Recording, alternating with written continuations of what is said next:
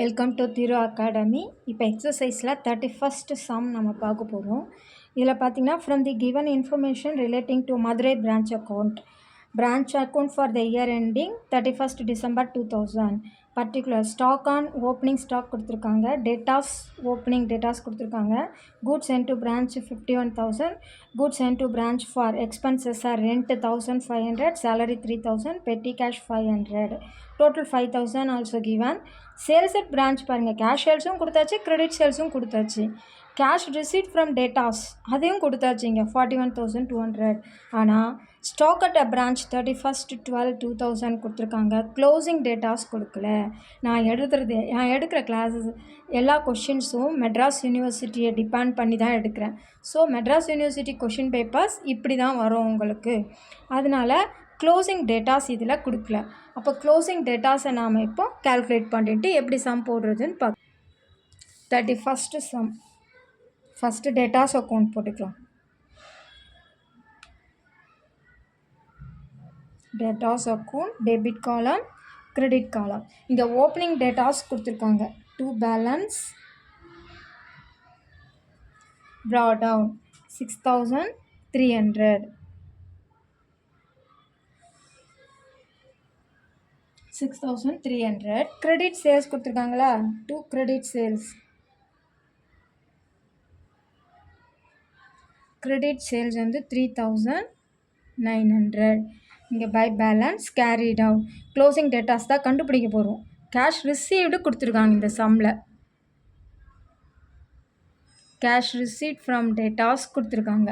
Cash receipt from debtors வந்து 41,200.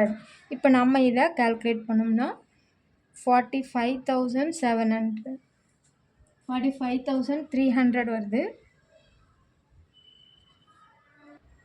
அதே நம்ம இங்கேயும் போஸ்ட் பண்ணிக்கலாம் 45,300. இதுலேருந்து இதை மைனஸ் பண்ணிங்கன்னா பை க்ளோசிங் டேட்டாஸ் இது நம்ம வந்து பேலன்ஸ் கேரி டவுனும் எழுதலாம். உங்களுக்கு எப்படி புரியுதோ அப்படி எழுதிக்கோங்க. 4,100. இப்போ பிரான்ச் வந்து ஹெட்டிங் மதுரை பிரான்ச் அக்கௌண்ட்.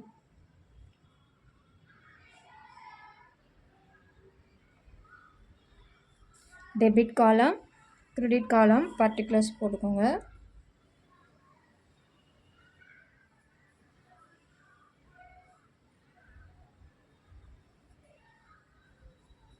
இப்போ பாருங்கள், நான் இப்போ 4 காலம் பிரிக்காமலே எப்படி எழுத போகிறோன்னு பாருங்கள். இதுவரையும் உங்களுக்கு எப்படி ஈஸியாக போஸ்ட் பண்ணணும்னு சொல்லி கொடுத்துட்டேன். இப்போ பாருங்கள், ஸ்டாக் ஓப்பனிங் இருக்குது, டேட்டாஸ் ஓப்பனிங் இருக்கா. ஸ்டாக் ஓப்பனிங், டேட்டாஸ் ஓப்பனிங் நம்ம எங்கே எழுதுவோம், இங்கே தானே எழுதுவோம். அப்படியே இங்கே எழுதிட வேண்டியதான். To balance brought down stock 11,200, debtors 6,300, the total 17,500. அடுத்த என்ட்ரி என்ன இருக்கு பாருங்க, கூட்ஸ் சென்ட் டு பிரான்ச் அப்படின்னு இருக்குது. கூட்ஸ் சென்ட் டு பிரான்ச் இது அவ்வளோதான். இங்கே ஓப்பனிங் வருதில்ல, வேறு எதுவும் இல்லைன்னா நீங்கள் இப்படியே எழுதிக்க வேண்டியதுதான். Goods sent to branch. முதல் புரியும் பொழுது 4 போர்ஷனாக இருந்து எங்கெங்கே வரணும்னு அழகாக சொல்லி போட்டோம். இப்போ நமக்கு அதனால கிளியர் ஆகிடுச்சு. அப்போ நம்ம ஈஸியாக நம்ம கண்டினியூட்டியாக எப்படி எழுதுறதுன்னு கற்றுக்கணும்.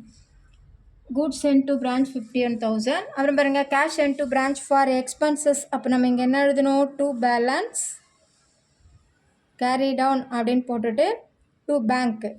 அவங்க பேங்க்காக என்னென்னலாம் அனுப்பிச்சிருக்காங்க, ரெண்ட்டு 1,500, salary 3,000,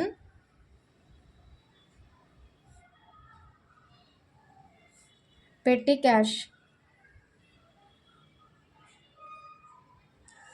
cash வந்து 500. டோட்டல் அவங்களே 5,000 கொடுத்தாங்க. ஸோ நம்ம அதை கால்குலேட் பண்ண வேண்டாம், அதை எழுதிக்கலாம். அடுத்து பாருங்கள், sales at branch, cash sales, credit sales. அப்போ சேல்ஸ்னால் இங்கே தானே எழுதுவோம். அப்போ இங்கே என்ன எழுதுவோம், பை பேங்க் அப்படின்னு போட்டுக்கோங்க. பேங்க் போட்டு கேஷ் சேல்ஸ், கேஷ் சேல்ஸ் வந்து 25,000. இப்போ கிரெடிட் சேல்ஸ் நம்ம எழுத மாட்டோம், ஆனால் கேஷ் ரிசீட் ஃப்ரம் டேட்டாஸ் எழுதுவோம். கேஷ் ரிசீட் வந்து எவ்வளோ இருக்குது? 41,200. இது டோட்டல் 66,200. நெக்ஸ்ட்டு பாருங்கள், கேஷ் ரிசீட் ஃப்ரம் டேட்டாஸ் போட்டாச்சு. ஸ்டாக் கொடுத்துருக்காங்க.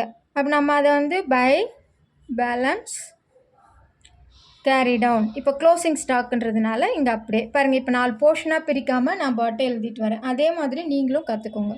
13,600. இப்போ நம்ம கால்குலேட் பண்ண இந்த க்ளோசிங் டேட்டாஸ் இங்கே வந்துடும். இது எல்லாமே மெட்ராஸ் யூனிவர்சிட்டி கொஷின்ஸில் இப்படி தான் கேட்பாங்க.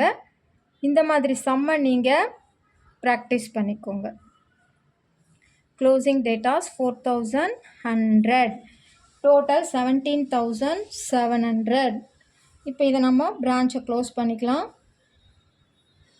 இதனுடைய டோட்டல் என்ன வருதுன்னு பாருங்கள்.